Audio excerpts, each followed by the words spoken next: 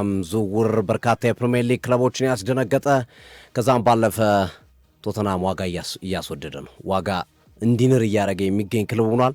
የአውሮፓ ክለቦች የዝውውር ሂደት ላይ ቶተናም መዥረጥ አድርጎ ማውጣቱ በርካቶችን ከማስደንገጥ አልፎ በተለይ ደግሞ ከዝውውር ገንዘብ ጋር በተያዘ ክለቦች የሚጠይቁትን ዋጋ እንዲጨምር የሚያደርግ ያ ማለት ዋጋ የሚያስወድድ አይነት አፕሮች እየተከተለ እንዳለ በትልቁ እየተነሳ ነው የሚገኘው። በግራም ሞስር ነው በቀኝ ቶተናም ሁለት ምርጥ ተጫዋቾችን አስፈርሟል። በበርካታ ክለቦች ራዳር ውስጥ የነበሩ ሁለት አስደናቂ ተጫዋቾችን ያስፈረመ ተጫዋች ነው ክለብ ነው። በዚህ ሂደት ውስጥ እንግዲህ በማቲያስ ፈርናንዴዝ በቀደም አስደምሞን ነበር። ቶተናም እየተከተለ ያለው አፕሮች ግልጽ ነው። አርማዎቻችን ግልጽ እንዲሆንላችሁ ቶተናም ገንዘብና ገንዘብን ነው አስቀድሞ እየሰራ ያለው። በቃ ሌላ ምንም ነገር የለም። ስለ አውሮፓ እግር ኳስ አውርቶ አይደለም፣ ዋንጫ እናነሳለን ብሎ አይደለም ተጫዋቾችን እያሳመነ ያለው። ዋናው ማስመኛ መንገዱ ገንዘብ ሰጣለሁ ለተጫዋቾቹ። በቃ ለክለቡም ለተጫዋቾቹም የተጠየቁትን ገንዘብ እንሰጣለን። አፕሮቻቸው ይሄ ነው። በቃ ሌላ ማብራሪያ የሚፈልግ አይመስለኝም። ይሄ ጉዳይ ግልጽ ነው። በዚህ ሂደት ውስጥ ግን በጣም ቫልዩ ሊሰጧቸው የሚገቡ ሰዎች አሉ። በተለይ ሮቤርቶ ዲዘርቢ እነዚህ ዝውውሮች እንዲከናወኑ ትልቁን አስተዋጽኦ አድርገዋል። አንደኛ ዲሲሽናቸው፣ ውሳኔ ሰጭነታቸው በቶተናም እግር ኳስ ክለብ ውስጥ ተከብሮላቸዋል። እኚህ ሰው ወደ ቶተናም በመጡበት ጊዜ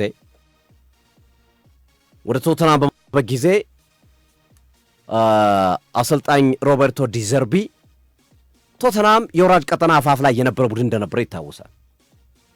የወራጅ ቀጠና አፋፍ ላይ የነበረ ቡድን ነው ቶተናም። የትኛውም አሰልጣኝ ቶተናምን ለመቀበል ፍላጎት አልነበረውም። ምናልባት ስራ የሌላቸው በቀጣይም ስራ የማግኘት እድላቸው ጠባብ የሆኑ አሰልጣኞች ካልሆኑ በስተቀረ ወደ ቶተናም መምጣት የሚፈልግ የትኛውም አይነት አሰልጣኝ አልነበረም። አርማዎቻችን ፍላጎት የላቸውም። በተለይ ሃይ ሌቭል ላይ ያሉ ስታትሳቸው ከፍ ያለ አሰልጣኞች ቶተናምን የመያዝ ፍላጎት የላቸውም። ሲጠየቁ ይትረፍ፣ ግድ የለም ይትረፍና በኋላ እናወራለን፣ መጀመሪያ ይትረፍ፣ እስቲ ታሪኬ ውስጥ ክለብ ያወረደ የሚል ስም እንዲጻፍ አልፈልግም የሚሉ ሐሳቦች እየተነሱ የነበረበት ሂደት ነበረ።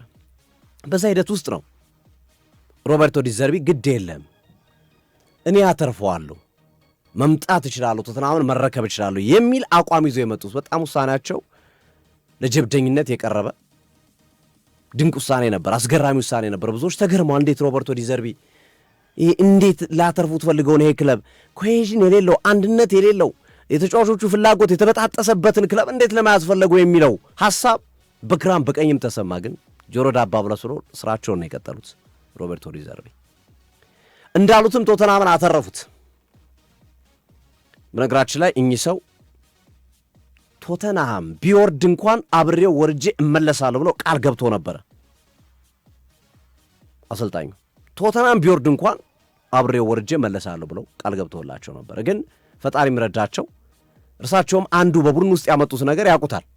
እዚህ ቡድን ውስጥ በወር ውስጥ በሳምንት ውስጥ በሁለት ሳምንት ውስጥ ኳሊቲ መጨመር አችልም። የሆነን ተጫዋች አቅም አውጥተህ መጠቀም አችልም። ያለ አማራጭ ሳይኮሎጂካል ስራ ነው የምትሰራ፣ የስነ ልቦና ስራ ነው። አንድነት ስሜት ማምጣትና የናረጋዋለን የሚለውን የጀብደኝነት ስሜት ማምጣት ነው የሚጠበቅብህ። ታክቲካል ነገሩ እንዳለ ሆኖ ማለት ነው። እና ዲዘርቢ ያመጡት ነገር ቶተናም ውስጥ ያንን ነው። ማድረግ እንችላለን፣ ለምን ታሪካችን እናበላሻለን? ይህንን ክለብ እንዴት እናወርደዋለን? ቶፕ 6 የሚታሰብ ክለብ፣ ለረጅም ጊዜ ቶፕ 6 ክለብ እየተባለ ትራዲሽናል የሚጠቀሰውን ክለብ እንዴት የሚልና መረሻ ክፍል ውስጥ ሁሌ የሚያደርጓቸው ንግግሮች በጣም ስማርት የሆኑ በጣም ለውጥ የሚያመጡ ነበሩ። ውጤት አመጣላቸው። በነገራችን ላይ ከፍተኛ ገንዘብ ነው ያፈሱት ሮቤርቶ ዲዘርቢ ውላቸው ላይ ካተረፉ በሚል ብዙ ገንዘብ ወደ 2 ሚሊዮን ዩሮ አካባቢ ክፍያ እንደሚከፈላቸው ቦነስ ተጠቅሶላቸው ነበር። እሱም ቦነስ ተሰጥቷቸዋል። ከዛ በኋላ ግን የአሰልጣኝ ሮቤርቶ ዲዘርቢ ፍላጎት በግልጽ ነው ያስቀመጡት። በግልጽ የሚፈልጓቸውን ተጫዋች አንድ ሁለት ብሎ የሚያባሯቸውን ተጫዋች አንድ ሁለት ብሎ አስቀምጧል። በጣም በሚያስገርም ሁኔታ ቶተናም ከዚህ በፊት የአሰልጣኝን መብት የማያከብር ክለብ ነበረ።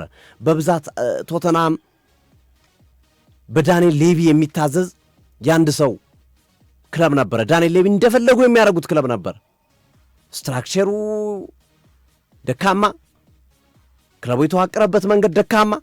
አንድ ለውድቀቱ ምክንያትነት የሚነሳው አንዳንዴ አንድ ሰው ሲወስን ውጤት ያመጣል። አንዳንዴ ግን አንድ ሰው ሲወስን በእግር ኳስ ውስጥ እውቀት ከሌለው አቅም ከሌለው መልሶ ዋጋ የሚያስከፍልበት ሂደት ይኖራል። ስለዚህ ቶተናሞች ዳንኤል ሌቪን ከአስተዳደራዊ ስራዎች ማስወጣታቸው አንዱ ያመጣላቸው ጥቅም ነው።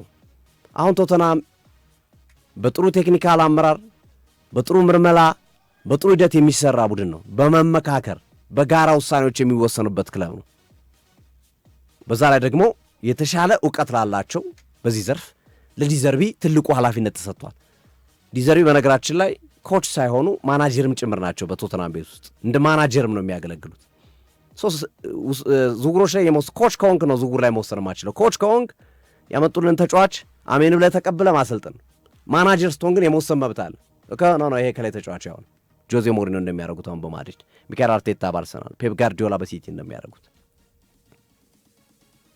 ስለዚህ አንዱ ሜጀር ለውጥ ቶተናም ቤት ውስጥ የመጣው ለውጥ የዳንኤል ሌቪ አለመኖር ያመጣው ውጤት ነው። ማናጀርነት ተሰጣቸው። አሰልጣኝ ዲዘርቢ ተስማምቶ መስራት የሚችሉበት እድል ተፈጠረ። በዛ ላይ ክለቡ መትረፉን ተከትሎ ቢወርድ ሊያጋጥመው የሚችለውን ኪሳራ በማሰብ የክለቡ ባለቤቶች ለዚህ ተጫዋች ለዚህ ቡድን ከፍተኛ ገንዘብ መድበው ዝውውሮችን እንዲያደርጉ ነው ያደረጉት። ቀላል ዝውውር 5 ተጫዋች እስካሁን አስፈርሟል። አድማጮቻችን 5 አንድሪው ሮበርትሰን ከሊቨርፑል ሮበርትሰንን በነፃ አምጥተዋል። ማርኮ ሴናሲን ከበርማውዝ በነፃ አምጥተዋል። ቫኔከን ከብራይተን በ52 ሚሊዮን ፓውንድ አስፈርመዋል። ማቲያስ ፈርናንዴዝን በ85 ሚሊዮን ፓውንድ አስፈርመዋል። ከዌስትሃም ከበርካታ ክለቦች ጋር ተናንቀው በርካታ ክለቦች ሲቋምጡባቸው አፈፍ አድርገው ወስደው እነ ማድሪድ ሳይቀሩ የቋመጡባቸው ተጫዋቾች ናቸው። እነ ማቲያስ ፈርናንዴዝ፣ ሳንድሮ ቶናሊ የተጠየቁትን ታስታውሱ ከሆነ ከ2-3 ቀን በፊት አንድ ፕሮግራም ሰርቼ ነበር። አድማጮቻችን ምናልባት ቲክቶክ ላይ ፌስቡክ ላይ ሲዘዋወር አይታችሁ ከሆነ አርሰናል ለምን ሳንድሮ ቶናሊን አልፈለገውም፣ ለምን ብሩኖ ጉማሬጅ ላይ ትኩረት አደረገ ብዬ በሰራው ዜና ላይ ቁጭ ነው ያደረኩት። አንደኛ አርሰናል 100 ሚሊዮን ፓውንዱን መክፈል ፍላጎት የለውም። ሁለተኛው ተጫዋቹ የጠየቀው ገንዘብ 275,000 ፓውንድ በሳምንት ነው። ኦፍ ኮርስ ሪሴል ቫልዩ አለው ተጫዋቹ ሳንድሮ ቶናሊ ቢመጣ ወደ አንሰራ። ብሩኖ ጉማሬጅ ግን ደሞዙም አነስተኛ ነው፣ የዝውውር ገንዘቡም አነስተኛ ነው። ብሩኖ ጉማሬጅ በአርሰናል 4-5 ዓመት ይቆይ እንኳን ከነ ደሞዙ ከነ ዝውውሩ 100 ሚሊዮን ፓውንድ አይሞላም። ሳንድሮ ቶናሊ ግን ዝውውሩ ብቻ 100 ሚሊዮን ፓውንድ ነው ብዬ እየገለጽኩላችሁ ነው። ያ ነው የሆነው። ቶተንሃም ያሸነፈው በዚህ ነው። ለሳንድሮ ቶናሊ ዝውውር ዲዘርቢም ጠቀሜታ አላቸው ብዬ አስባለሁ። ምክንያቱም ዲዘርቢ ጣሊያናዊ ናቸው፣ ሳንድሮ ቶናሊም ጣሊያናዊ ነው። ከዚህ በፊት እንዳስቀመጥንላቸው ፕሮሚስ ያደረጉት ነገር አንዱ በአንተ ላይ ቡድናችን እንሰራለን። አርሰናል በሪክላንድ ራይስ ላይ እንደሰራው፣ ሲቲ በሮድሪ ላይ እንደሰራው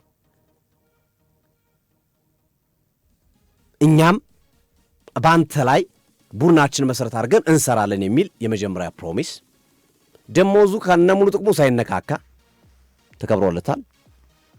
በተመሳሳይ የተጫዋቹ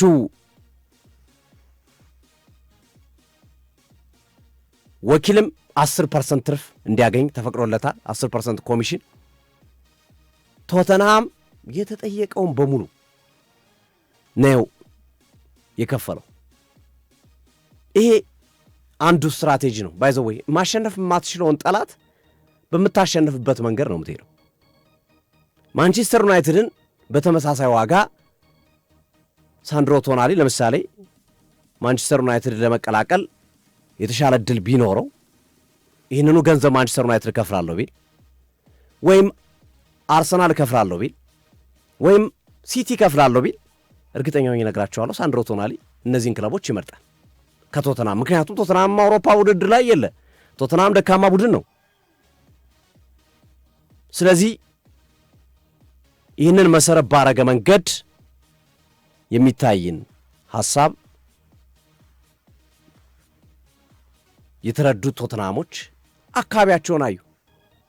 አካባቢያቸው ላይ ከነሱ ጋር እየተፎካከሩ ያሉ ቡድኖች፣ አካባቢያቸው ላይ ከነሱ ጋር ተጫዋቾችን ለመውሰድ የሚነቃነቁት ክለቦች በምንም ነገር የሚቋቋማቸው አይደለም። ቶተናሞች ሰው ስትራቴጂ ነው። ቶተናም ያለው ስትራቴጂ እጁ ላይ ያለው ነው፣ ገንዘብ መስጠት ነው። ያንን ያደረጉት ቶተናሞች ልንፈርድባቸው አንችልም። ቶተናም ላይ ማንቸስተር ዩናይትድ አውሮፓ ሻምፒዮንስ ሊግ ላይ ያለው ቀጣይ ዋንጫ ለማንሳት ነው የሚጫወተው፣ ከዚህ በፊት ታላቅ ክብር ያለው ክለብ ነው ብሎ ያሳምንባል ተጫዋች። ቶተናም ምን ብሎ ያሳምናል? ምንም ማሳመኛ መንገድ የለውም። አርሰናል ሻምፒዮን የሆንኩ ክለብ ነኝ፣ ቀጣዮቹን ዓመታትም የእንግሊዝን እግር ኳስ ለመቆጣጠር እየሰራው ነኝ፣ ምርጥ ፕሮጀክት ነው ያለኝ ብሎ ያሳምንባል። ሲቲ ይመጣል፣ ተመሳሳይ ሐሳብ ያቀርባል። ቶተናም ምን ብሎ ያቀርባል? አምና ላለመውረድ ነው የተጫወትኩት ብሎ መቼም አያቀርብም። ስለዚህ ምንድን ነው የሚለው? ስንት ነው የምትጠይቀው ነው የሚለው። ቶተናም ስንት ትጠይቃላችሁ? ስንት ትፈልጋላችሁ? ይህ ጠየቀው ነው ለዌስትሃምም ለኒውካስልም ቶተናም የከፈለው። አሁን በዚህ ሰዓት ላይ ሳንድሮ ቶናሊ በለንደን የሕክምና ምርመራውን እያከናወነ ይገኛል። ግን ይሄ የቶተናም ዝውውር ግን ቶተናም በራሱ ስትራቴጂ ልክ ቢሆንም በራሱ መንገድ ልክ ቢሆንም ግን የእንግሊዝን እግር ኳስ የአውሮፓ እግር ኳስን ችግር ውስጥ የሚከት የሚያሳጣ ውሳኔ ነው። ምክንያቱም ሌሎቹ ክለቦችም ይህንን ተመልክተው ለምሳሌ ሰሞኑን ባለው ሂደት እንኳን ፒኤስጂ ለባርኮላ እኮ 116 ሚሊዮን ፓውንድ ክፈሉ ብሏል። አስቶን ቪላ አርሰናልን ለሞርጋን ሮጀርስ የምትፈልጉ ከሆነ 130 ሚሊዮን ፓውንድ ክፈል፣ ኤሊዮት አንደርሰን በ116 በ120 ሚሊዮን ፓውንድ እየተሸጠ የኔ ተጫዋች ከሱ በታች በሆነ ዋጋ ልሸጥልህ አልችልም የሚል አቋም ይዞ እየተንቀሳቀሱ ነው። አስቡት እንግዲህ አሁን ከዚህ በኋላ ሳንድሮ ቶናሊ እኮ እናነ ማቲያስ ፈርናንዴዝ፣ በተለይ ማቲያስ ፈርናንዴዝ እኮ ገና አቨሬጅ ተጫዋች ነው፣ ሃይ ፕሮፋይል አይደለም። ስለዚህ ሌሎች ክለቦችም ለአቨሬጅ ተጫዋቾች አሁን 80 እና 90 መቶ መጥራት ይጀምራሉ። ገበያው ሰማይ ያስነካው ቶተናም ሰማይ ገበያው በቀጣይ ቀናቶች ሰማይ ነው የሚነካው በዚህ ሂደት ውስጥ ማለት ነው። እና የቶተናም ውሳኔ የቶተናም አካሄድ በጣም አስገራሚ፣ በጣም ስትራቴጂካሊ ልክ ናቸው። በእነሱ ቦታ አርማዎቻችን እናንተም ግቡና በእነሱ ቦታ ሆናችሁ ቅድም እንዳልኩት የማሳመኛ መንገድ የላቸው። ማሳመኛቸው በቦርሳ ዶላር ይዞ መሄድ ነው፣ በቦርሳ ገንዘብ ይዞ መሄድ ነው፣ ባንክ አካውንት መስበር ብቻ ነው የነሱ ማሳመኛ መንገድ። ያንን ያደረጉት ቶተናም ግን በቀጣይ አስፈሪ ቡድን እየገነባ ነው። አሰልጣኙ ዲዘርቢ ነው። ተከላካይ ላይ ቫን ሄከና ማርኮስ ሴናሲን ሮበርትሰንን ጨምሯል። እንዴት እንደሚጠናከር አስቡት። እነ ሚኪ ቫን ደቬን እነ ፔድሮ ፖሮ እነ ጄል ስፔንስ ባሉበት ቡድን ውስጥ ግብ ጠባቂ ጄምስ ትራፎርድን ከሲቲ ሊያስኮበልል ነው። አስቡት፣ ጄምስ ትራፎርድን ከሲቲ ሊወስድ ነው። አማካኙ ሳንድሮ ቶናሊና ማቲያስ ፈርናንዴዝ ነው የሚመሩት። ፊት ላይ ኩልሲቪስኪ አለ፣ መሐመድ ቅዱስ አለ፣ ማዲሰን አለ። አመቱን ሙሉ ባለፈው የውድድር ዓመቱ ጉዳት ያልተወዳደረው ተጫዋቹ ሶላንኪ አለ። ምን ይወጣለታል ቡድን? ምርጥ አሰልጣኝ አለው ዲዘርቢ። ቀጣይ ዓመት በጥሩ አቋም በጥሩ እንቅስቃሴ ቶተናም እንመለከተዋለን። እኔ ለቶፕ 4 ለቶፕ 6 ከማጫቸው ቡድኖች ከወዲሁ